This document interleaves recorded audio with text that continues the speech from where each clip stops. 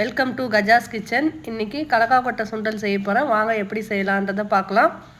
சுண்டலுக்கு பச்சை கலக்கா தான் உரிச்சி எடுத்து வச்சுருக்கேன். இதை நம்ம ஊற வைக்கணும்னு அவசியம் இல்லைங்க. அப்படியே கழுவிட்டு குக்கரில் போட்டு ஒரு 4-5 விசில் வச்சா கலக்கா கொட்டை வந்து வெந்துடும். இப்போ நான் அதுதான் செய்ய போகிறேன். இப்போ இது ஒரு குக்கருக்கு ட்ரான்ஸ்ஃபர் பண்ணிவிட்டு உப்பு போட்டு ஒரு 5 விசில் வச்சுக்கலாம்.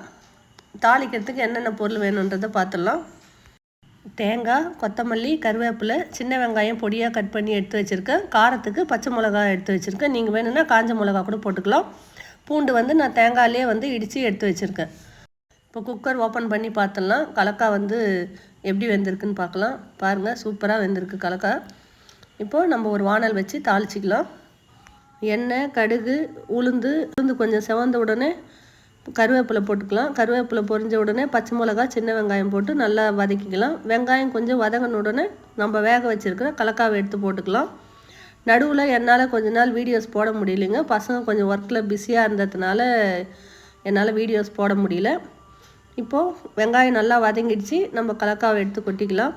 ஆல்ரெடி நம்ம வேக வச்ச கலக்காவில் உப்பு போட்டுட்டோம். அதனால் தனியாக நம்ம உப்பு போட வேண்டிய அவசியம் இல்லை. இப்போது கலக்கா போட்டு நல்லா வதக்கி விட்டுக்கலாம். ஃபைனலாக நம்ம திருகி வச்சுருக்கிற தேங்காயும் பூண்டும் போட்டு கலக்கி விட்டுடலாம். இதில் நீங்கள் வேணும்னா கேரட் கூட திருகி போட்டுக்கலாம். மாங்காவும் பொடியாக கட் பண்ணி போட்டுக்கலாம். உங்களுக்கு விருப்பப்பட்டால் இதெல்லாம் சேர்த்திக்குங்க. நான் வந்து அதெல்லாம் எதுவும் போடல, ப்ளைனாக தான் செஞ்சுருக்கேன். இந்த கிளைமேட்டுக்கு ஏற்ற மாதிரி சூடான கலக்கா கொட்டை சுண்டல் ரெடி ஆகிடுச்சு. கலக்காவில் நிறைய ஹெல்த் பெனிஃபிட்ஸ் இருக்குங்க. இதில் ப்ரோட்டீன், ஃபைபர், முக்கியமாக இதயத்துக்கு வந்து ரொம்ப நல்லது. இதில் குழந்தைங்கலேருந்து பெரியவங்க வரைக்கும் எல்லாமே வந்து இதை சாப்பிட்லாம். நீங்களும் இந்த மாதிரி ஹெல்த்தியாக செஞ்சு கொடுங்க. இந்த கிளைமேட்டுக்கு சாப்பிட்ட மாதிரியே இருக்கும். ஆரோக்கியமான ஃபுட்டை வந்து குழந்தைங்களுக்கு கொடுத்த மாதிரியே இருக்கும். இந்த வீடியோ பிடிச்சிருந்தா லைக் பண்ணுங்கள், ஷேர் பண்ணுங்கள், கமெண்ட் பண்ணுங்கள். மறக்காமல் சப்ஸ்கிரைப் பண்ணுங்கள். தேங்க்யூ.